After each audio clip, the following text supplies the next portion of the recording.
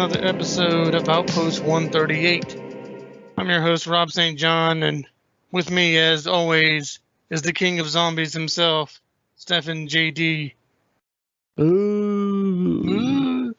And today we are going to cover a favorite of mine that was overlooked and never really made an impact, or whatever you want to say. It was direct to DVD, The Dead Hate the Living. I am very surprised this even got a DVD release. It is from Full Moon Entertainment, released in 2000. This was one of those where, it was just that Friday night. I went to the local store for things to rent. There it was, and I rented it, and I really, really liked it. Mm-hmm. So that's where had you ever heard of this, Stefan, or anything? I have never seen or heard of this movie beforehand. Hopefully, the 5 people that listen to our podcast will give this movie a try after this episode. And so it opens with the regular, the Full Moon Entertainment, and it cuts to a character named Avon, who was just Discount Rob Zombie. Mm-hmm. And he is talking into a camera, and it's not fully clear, but it's obvious he's been doing some experimentation with the dead and the living dead. And as he's going to ready to blow his own brains out so he can join his minions, a zombie breaks down the door. He opens fire, but then the camera gets knocked over and it cuts away. Yeah, it looks like he's gonna kill himself, but then he waits to get eaten. I'm like, why? Yeah, that's kind of weird. Then we cut to a coroner, and she's late at night on Halloween, and she's gonna, do her job of saying what killed this poor man that's on her slab. This man that has half his skull showing. I'm guessing it's the skull part that killed him. But anyway, she's doing her thing. Zombie gets up, comes from behind, slashes her throat with a scalpel, which immediately tells us these zombies aren't your typical zombies. They're smarter, if you want to say that. He drags her body. He puts it on the slab. He starts getting intimate with it. Would you call that? Is that still pedophilia if she's dead and he's undead? Yeah, I don't know. The whole thing is weird, the setup, because she like when we think of morticians or any of that, or anyone having to do jobs with the cadavers, the dead bodies, the dead. Yeah. We always think are they gonna think sexual things about this? Like, let's say it's a pretty chick that's on their slab. If they're gonna make sexual jokes about him, and that's what she does. She's like, if you were alive, I totally would have boned you. Basically, that's what she says. Yeah. She says that in so many words. Yeah, and I'm like, what is going on here? He starts getting busy, getting ready to see some boobies, and all of a sudden somebody yells cut. And that was a movie in our movie. Mm-hmm. The zombie and the coroner, they're obviously actors. The director of this movie, not The Dead Hate the Living, but this movie, is a guy by the name of David Poe, who looks like the Green Ranger. He looks like Jason David Frank. Is that his name? Yep. Yeah, he looks like the Green Ranger. The actress is his sister, Shelley Poe. And as they're talking about the scene and what the shot and how good it was and everything, here comes his second sister, Nina Poe, who is apparently a bitch and everybody hates her, but she's funding this movie on a shoestring. She's the backer on the shoestring budget, so she wants the main part, and her brother can't help but give it to her. Right. We should mention that the actual movie itself, not the one they're making in the movie, but the actual movie made on a shoestring budget. It was like $150,000. Yeah. And you can tell because right at the beginning during this scene, It's like one of those movies. It's almost like they're shooting a Power Rangers TV show. We'll put it that way. Like the camera just stays in one spot to like get all the background in that scene, and then it just doesn't move. Yeah, no, I believe there was a lot of we're gonna do this in one take on this set. I Yep. have a feeling that was the thing. So Nina's a bitch, Shelley's not. Paul is the best friend of the director. He's also the wannabe Tom Savini. He's a special effects guy, and he is in love with Shelley, and everyone knows it. He gets pissed because he made this fake head of Shelley that's supposed to get ripped off in a scene.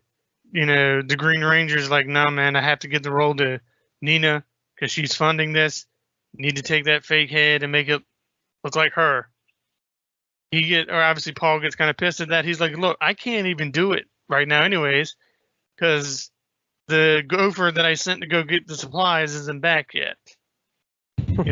And they cut to Topaz, who is best girl in this movie, hands down.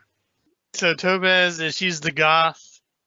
What do you call that position in a movie? Making a movie. What do you call that? She would be like the producer. No, that's Nina. I would say that. Oh well, like because she kind of goes and gets the supplies, is what you're saying. Yeah. So what is Topaz? Is she? I would say she's still like a producer because that's also like falls under producer roles. Producer assistant or something. Yeah, like she's going to get and make sure everything's there on set before the director gets there. That's kind of what a producer does too. So, and then it shows her get in her car, and she has a bumper sticker that is the cover of the movie Zombie, and it says Fulci lives under it. And I immediately bought that bumper sticker when I saw this Did movie. Did you really? Yeah.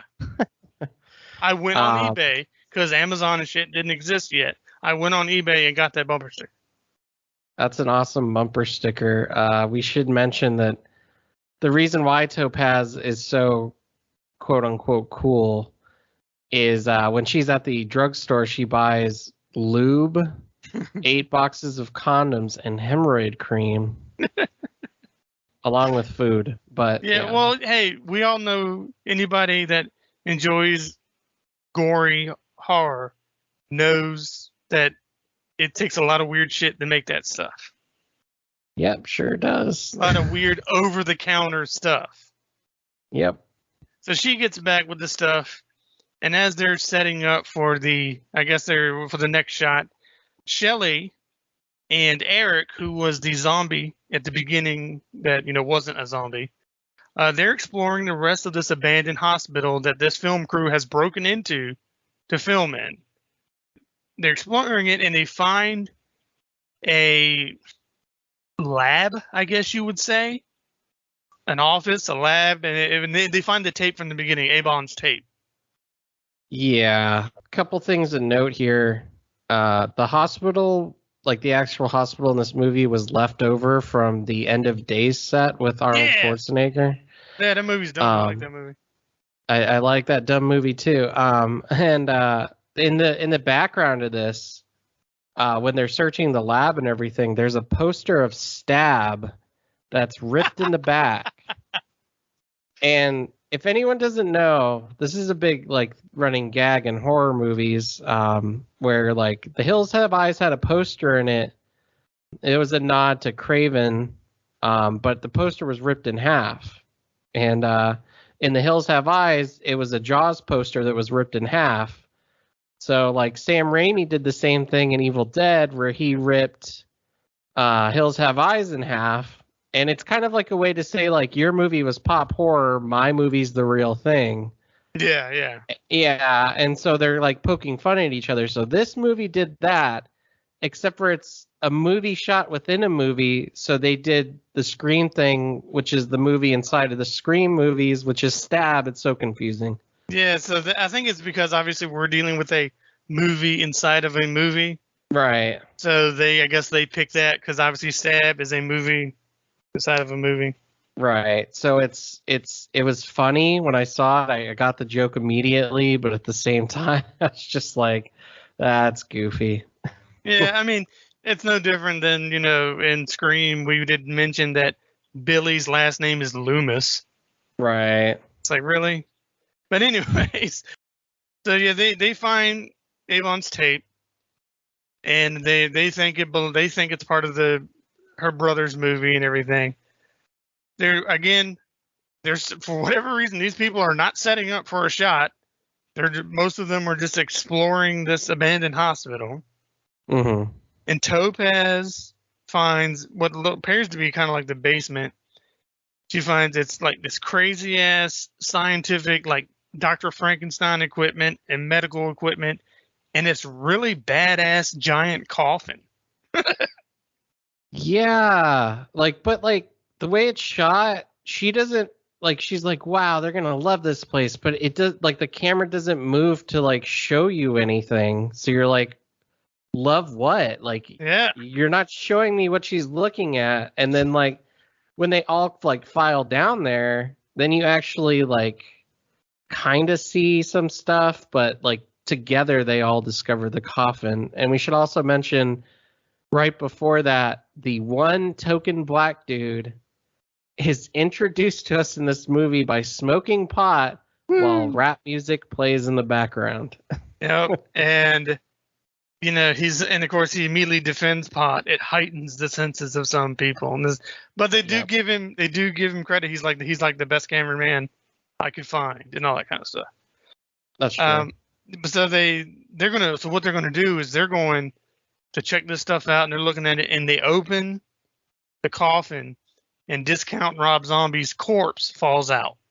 And I should point this out that the writer-director, when he was writing the role, the character, I should say, of Avon, he had in mind the following people might be able to play this character, okay? Mm-hmm. Tom Savini, Alice Cooper, Blackie Lawless, and Dee Snider. There's no way they could have afforded any of those guys. Well, maybe. Nope. Maybe Blackie Lawless. Maybe. What the hell's Wasp doing now? Nothing? Well, 20 years ago, nothing? I don't know. Alice Cooper's been in some pretty bad B-movie horror movies, too. Hey, he was in Prince of Darkness. That's true. Where he killed a nerd with a bike. That was awesome. But anyways, so Rob Zombie's corpse falls out, and our director, David, is like, we're totally going to use this real body as a prop in our movie. Dude, you could go to prison for that. Yeah, you will go to prison for that. And he kind of manipulates and talks his whole cast and crew into this, except for Shelly, his sister. She's like, nope, fuck this. I'm out. This is pushing it. You're using a man's actual corpse.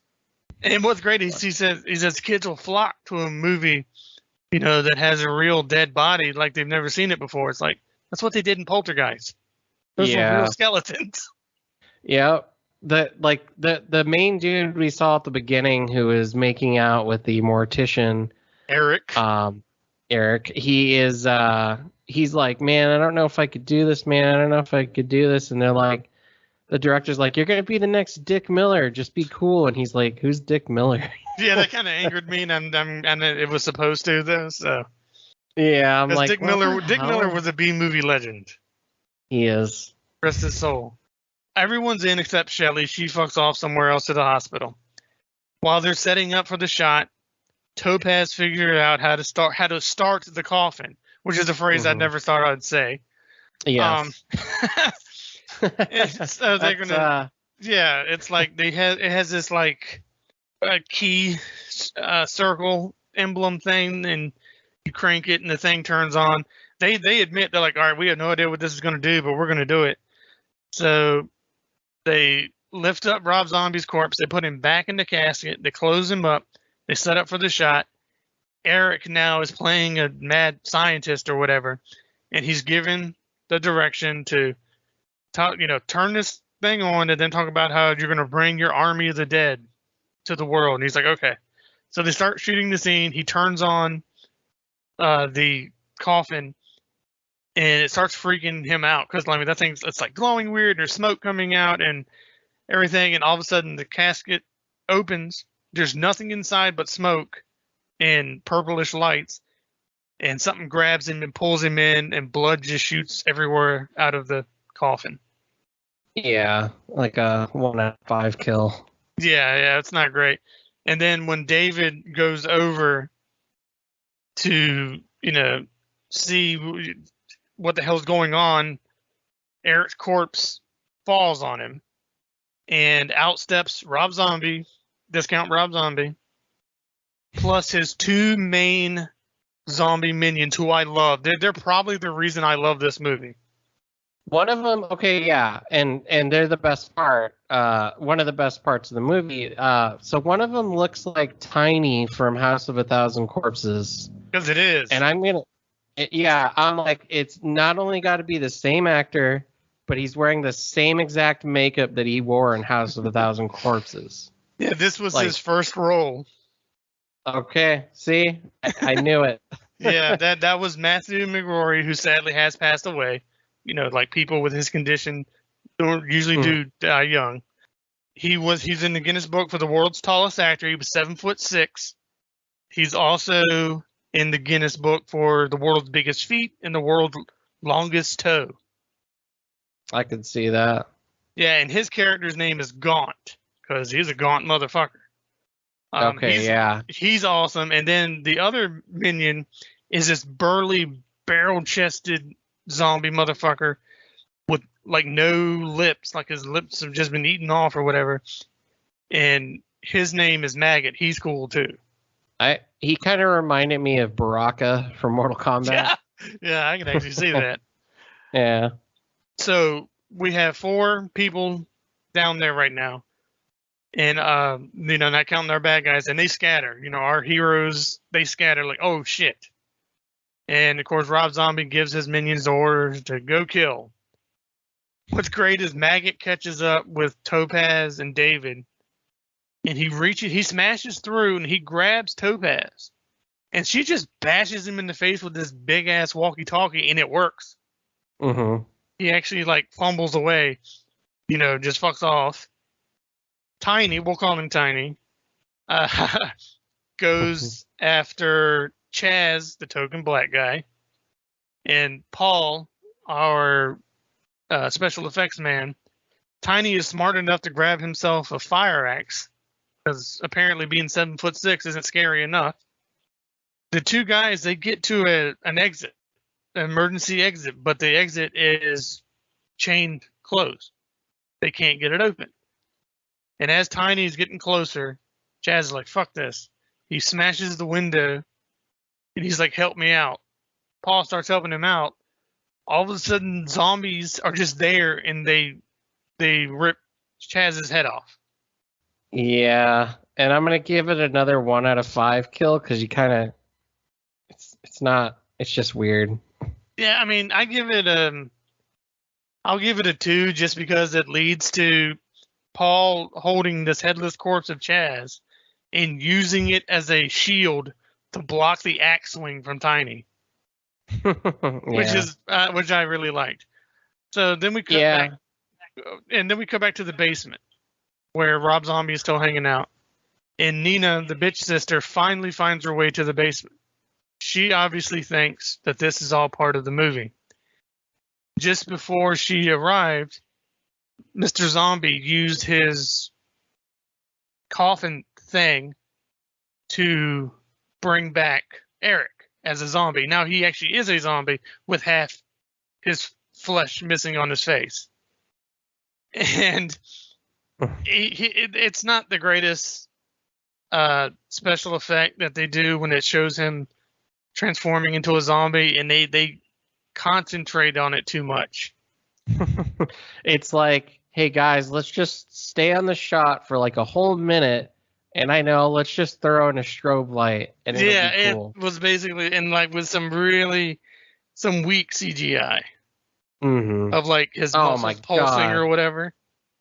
The CGI in this movie. Oh yeah, CGI is awful. There's not a lot of it, but when it is, it's bad. Yeah. Our now zombified Eric lurches towards Nina. She thinks it's part of the act. A little too late, she realizes it's not. He grabs her face with a handful of maggots.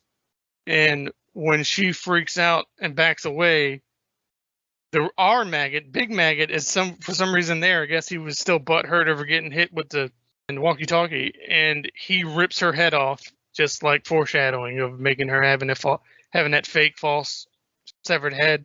Yeah. It just rips it right off and gives it to Rob Zombie, and Rob Zombie starts making out with it. We should mention too, this is the part I was confused about. You're gonna have to explain this to me.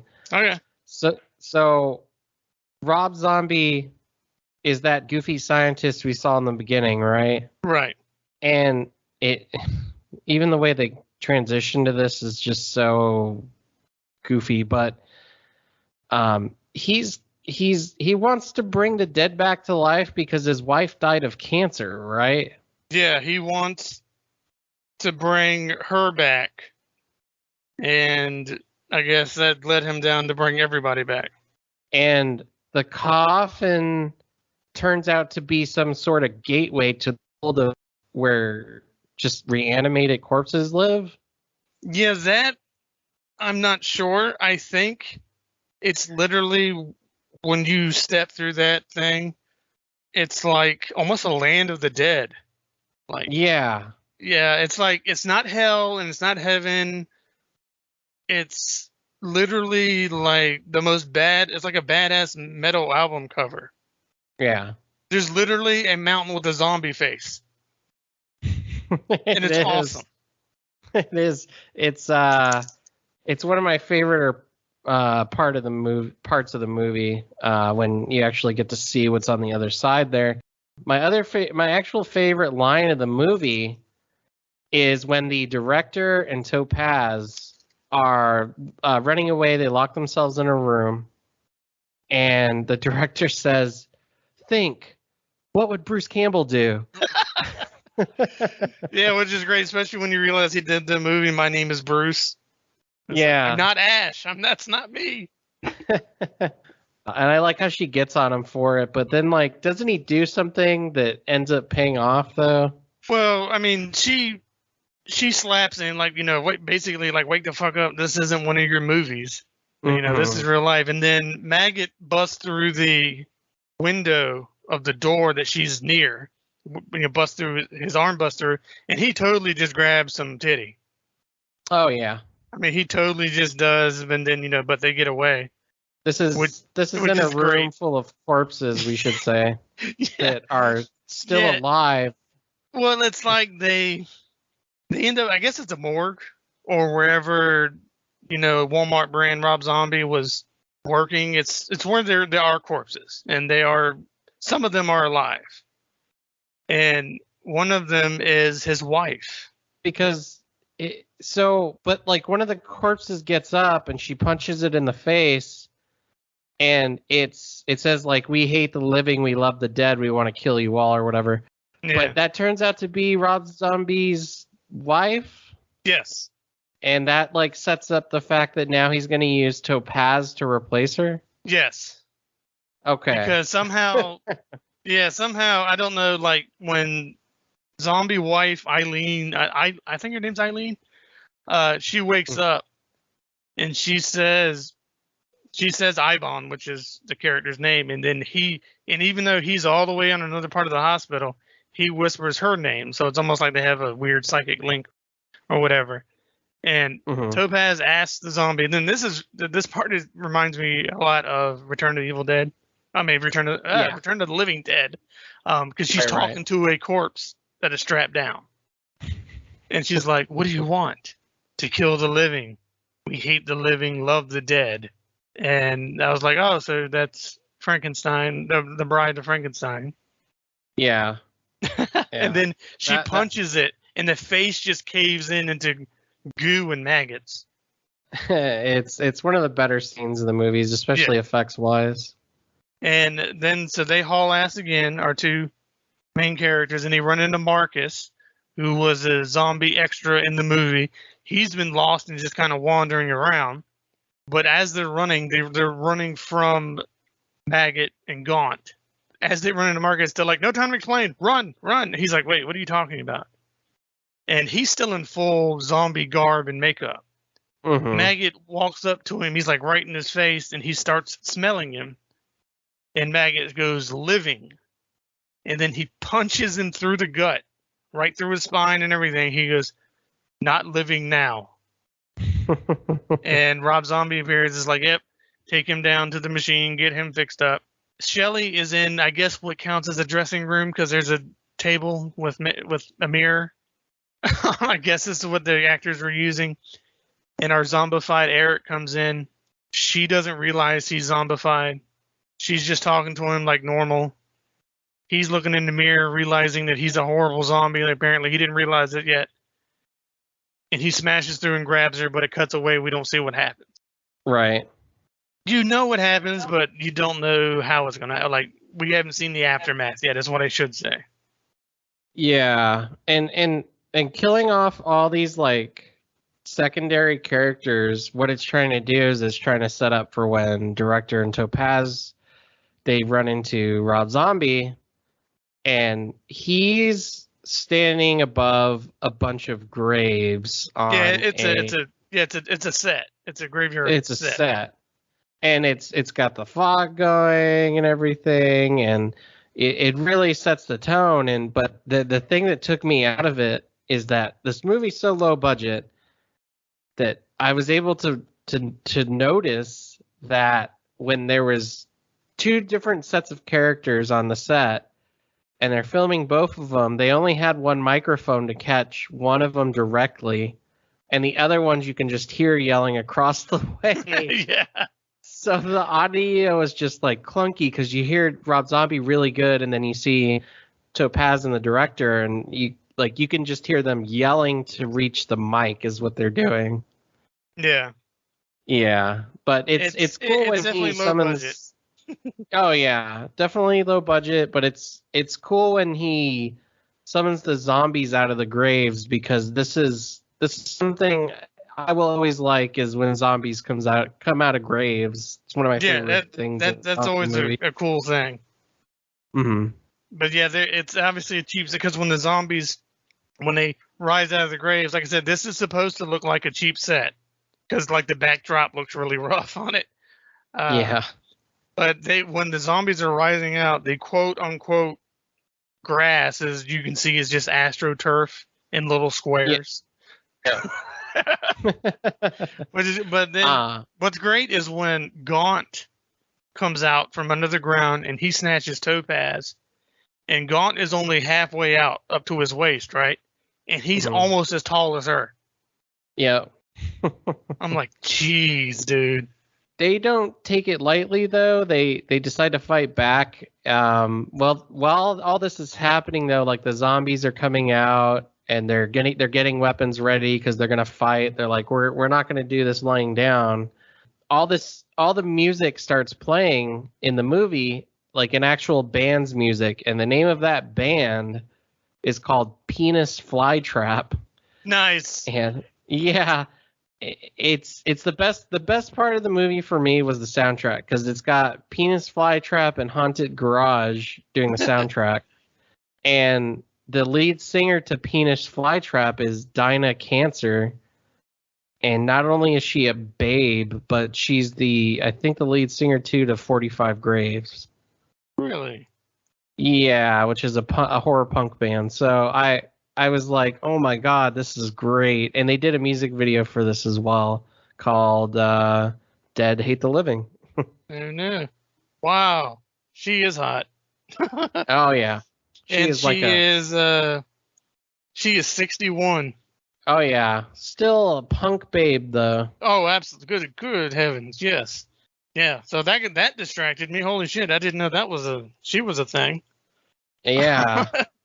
So now we're down to just everyone's dead except for Topaz, who was captured, and we have David, the director, and Paul, the special effects guy.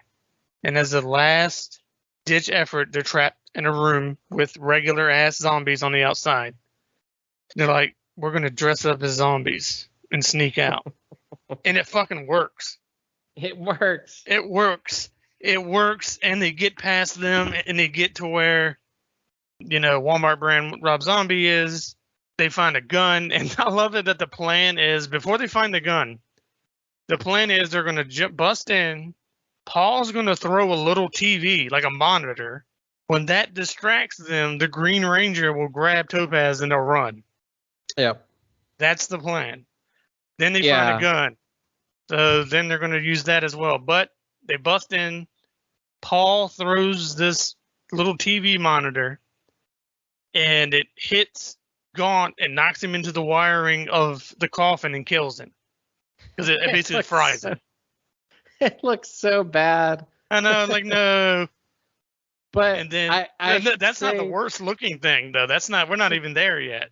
Yeah, and I should say, if anyone wants to know like kind of what it looks like and like how it looks bad, I could actually pick something to compare it to, and that's the only special effect in Child's Play 2 I don't like is at the beginning when that dude gets electrocuted by the machine. Yeah. When they're fixing Chucky. It looks exactly like that. But worse. But worse. Yeah. But that worked. Gaunt is dead. Rob Zombie sends his last minions, few regular zombies, and Maggot after Paul. Paul has some squibs that he was going to use for the movie, some exploding squibs that he was going to use for the movie. Throws them down on the ground, throws liquor on them, and then activates the squibs, and that explosion the exploding squibs cause a fire. That can't happen, right? So squibs do not produce a spark.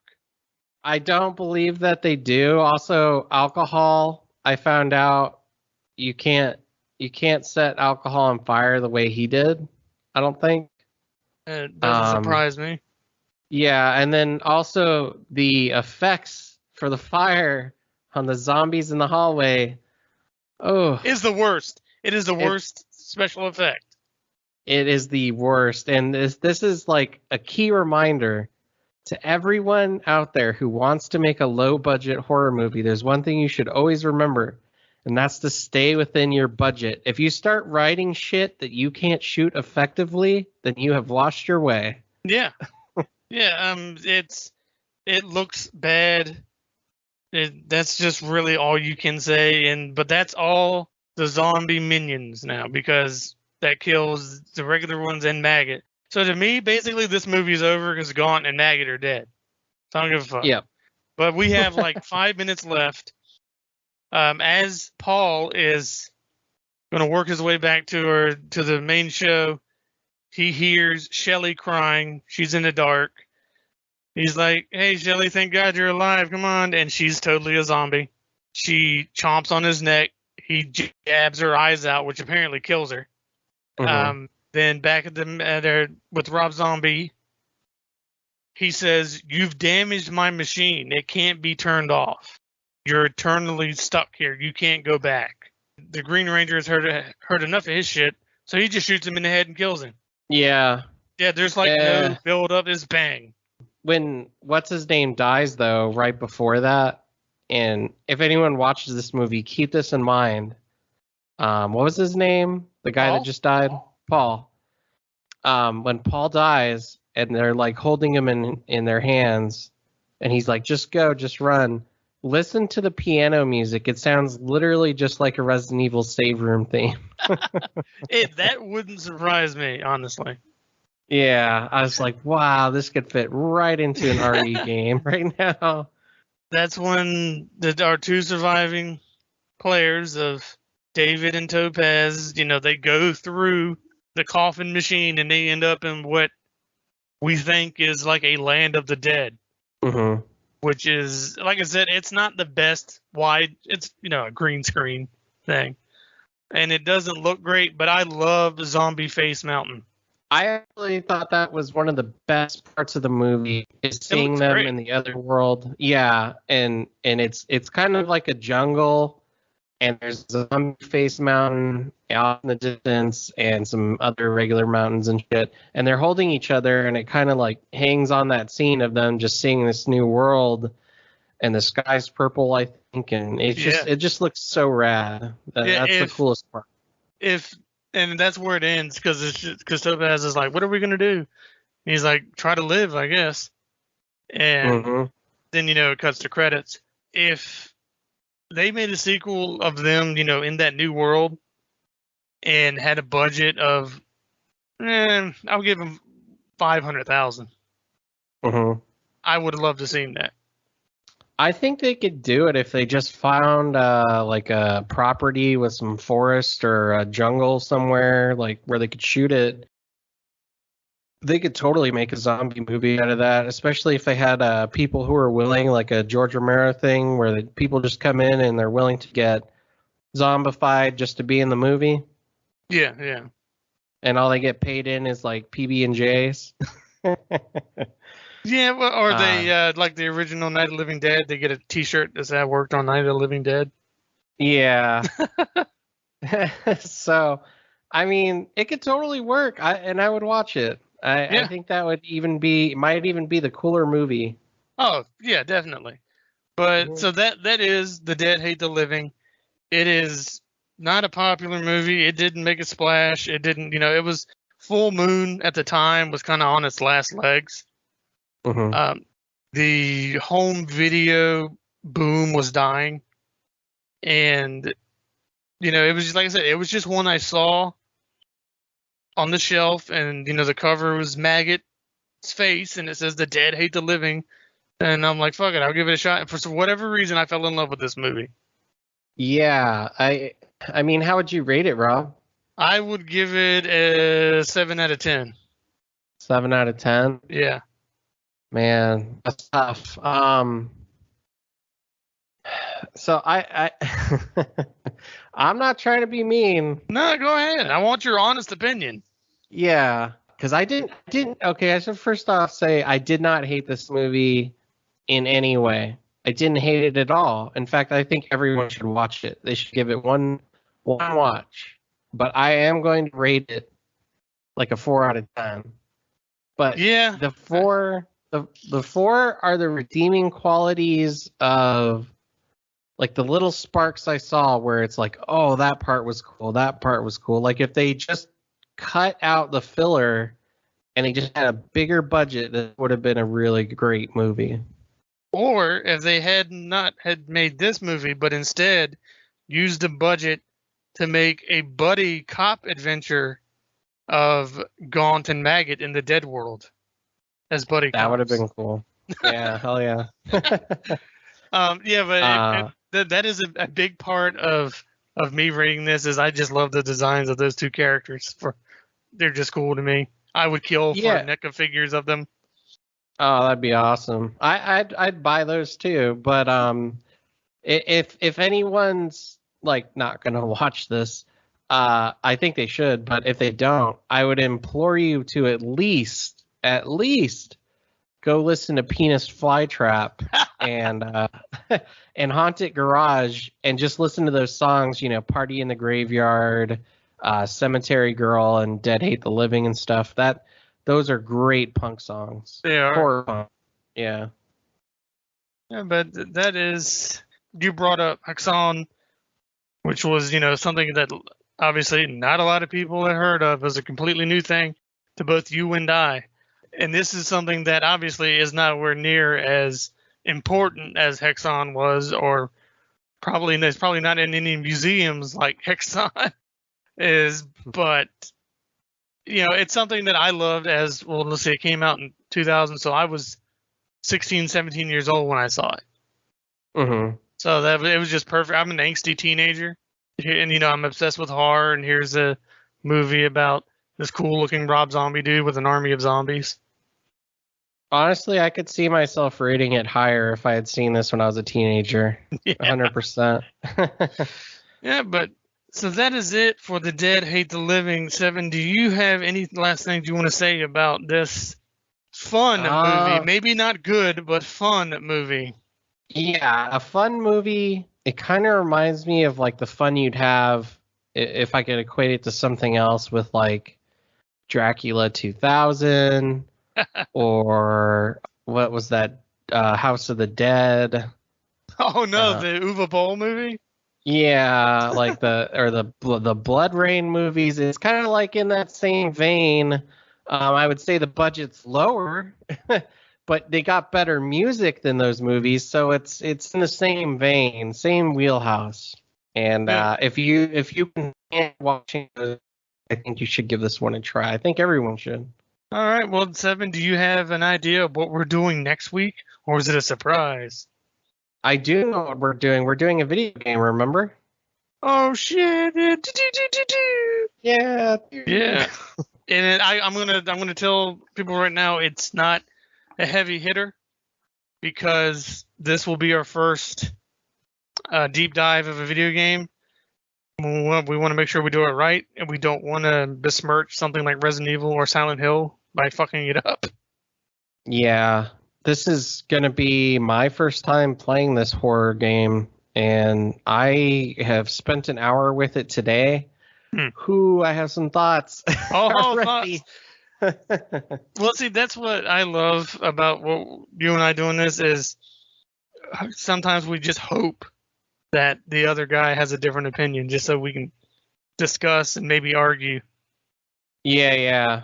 I kind of wish I had a more distasteful opinion of this one so that we could have argued more, but no, I didn't hate this movie. So. Yeah, but I want to point out two things about the special effects in this movie that we didn't really touch on. One is when Eric is looking in the mirror when he's actually a zombie, and he's looking in the mirror and he's like pissed that he's a real zombie now. Mm-hmm. His skull teeth move because they're his lip, and you can see his real teeth under it. And the very quick shot we get of zombie Shelly when she goes to bite Paul, she says something like "kiss me, lover" or something, and she doesn't have any lips. And again, you can see her real teeth move under the prosthetic teeth. Yeah, man, Shelly was kind of hot too. Yeah, they were all none of the ladies were ugly, but Topaz is just best girl. Yeah, not Violet in Part 5 best girl, not that caliber. But still. But real quick, speaking of horror games that we're trying out for the first time, I would just like to say that I've spent about an hour and a half for the first time with Resident Evil 3 remake. Today? And really? Today, yeah, I had never played it, even though I own it. I own 2 copies of it, and I'm just playing it today.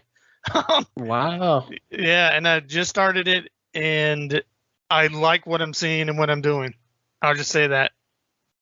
All right, maybe that'll come up soon. Yeah, but I'd also like to point out that I hate Resident Evil 3, the original. So it wasn't hard for them to improve that game to me. See, that would be a fuck you episode. All right, well, we'll get to it eventually. Yeah. But again, thank you everyone for listening. We love your comments. We love, any questions that you have. Something that's actually really important to us, if you could share this with your friends, family that you buried in the pet cemetery, and now they're back, Reddits, Facebook groups, whatever. Just help to get the word out and just so we can do more of this and reach more people. Yes, please, because we're having fun, and I want to keep doing these. And I really, as I've said before in other episodes, I want to get to 1,000 subscribers so I can start doing these really kick-ass T-shirts. I want to wear it around. I want people to see them and draw something for them. So that'll be a lot what of about? fun. Can you do a hat? A hat? Yeah. I could do a hat. Because I would buy the hat to help cover my male pattern baldness. I am also suffering from male pattern. But yeah, please do that because I really do want to get those shirts going, and the only way that happens with 1,000 subscribers. Which is all up to you guys. We can only be so witty and charming. We need your help. True. I mean, I kind of bring in the ladies, obviously. I don't know what you bring. Oh man, bring in the attitude. Here we go. You, Rob. This episode's running a little short, okay? I'm looking at the timer. So just to fill up some time, just so we don't give a really, really short episode, I'm going to ask you Who is your favorite character in the Halloween franchise? In the Halloween franchise? In the Halloween franchise. Sheriff's daughter. Really? Yeah. For sexual reasons, you whore? Yes, this is correct. I was going to say Dr. Loomis. I was talking about part 4, Sheriff's daughter, too, not part 1. Okay. Mm-hmm. But, yeah, I mean, what about Donald Pleasance as Dr. Loomis? I mean, he's cool. He's cool. He's a classically trained actor who ended up in a really good franchise, but it went on too long. And then when he got to the last couple, I feel bad for him because it's clear that he's going to die soon. And then he got stuck doing those shitty movies. So, yeah. Yeah, well, I mean, if you go back and look at his career, like before like he started working with Carpenter, he did a lot of shitty movies. I know. And that's okay. But when it comes to shitty horror movies, yeah, especially after you've done like a couple good ones, that sucks. Yeah, and obviously Halloween 2 was good. Mm-hmm. Prince of Darkness. Obviously not a horror movie, but Escape from New York. Yes, as the president. That's a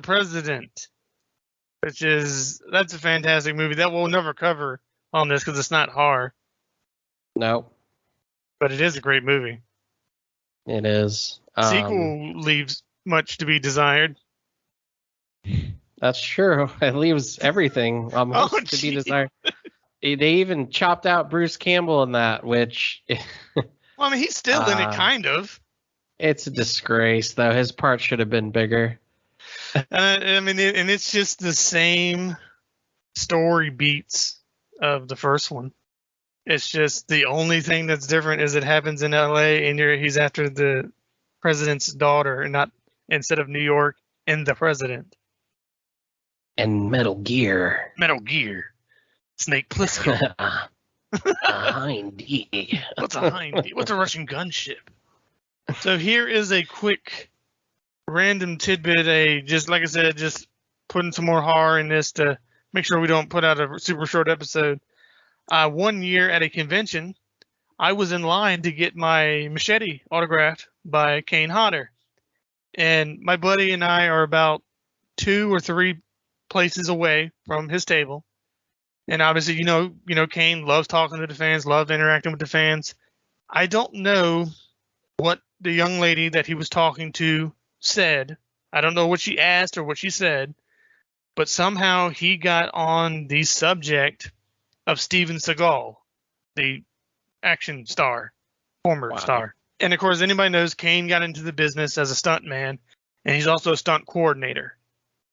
And Kane very loudly and was like, you can quote me on this. Steven Seagal is an asshole. He goes out of his way to hurt stuntmen. I will refuse to work with him. Because on one of Seagal's movies, Kane was the stunt director, and apparently he just went out of his way to hurt Kane's stunt guys. That's pretty fucked up. Right? When you're Steven Seagal and like, okay, you did Under Siege and Under Siege 2, and then what? Nothing? Didn't he fight baby seals on Family Guy? No. Oh, yeah. I think he did. Forget. Oh, man. Yeah, that was pretty, like I said, because me and my buddy, we were like a few places down the line, and Kane was loud. He wanted people to hear this. Yeah, and he's like, fuck Steven Seagal. Yeah, he's like, fuck him. He's like, and then, like I said, he very loudly told this very quick story of how he kept, whatever movie, he kept hurting Kane stunt people. Well, that's sad. And Steven Seagal is a piece of shit. I think we all know that. Yeah, we didn't then, we do now. Yeah, he has proven it more than a handful of times. I don't think anyone can dispute that. They're delusional if they think they can. But yeah, my last thing I want to say on here is if nobody has heard 45 Grave, I would suggest going and listening to them. is there a specific album, or is it just listen to the whole discography? I mean, I have only a mixtape of their stuff, so I don't know what album it came off of, what albums, but No, wait. Was it I know was it an official mixtape or something that like a buddy made you? a girl made it for me. Okay. Yeah. Those are usually, well, back in the day, those were like the best kind of things. Yeah. Like, your buddy just gonna like check out this tape of this band that I like. That's how I got my first punk album. It was just a smattering of things all together. She's like, "Hey, I listened to all these bands. You should listen to them too." And I was like, "Yes, anything for you, goddess." And I might have sex with you. Yeah. You took my virginity. Tell me more. Oh, jeez. All right, well, that's enough for this episode again. I was trying to find a way for Rob to end this. Thank you, everyone, for listening. And again, if you can, please like, comment, subscribe, and share it with anyone and everyone you can. Yes, thank you, everyone. Appreciate it. And we will see you next week.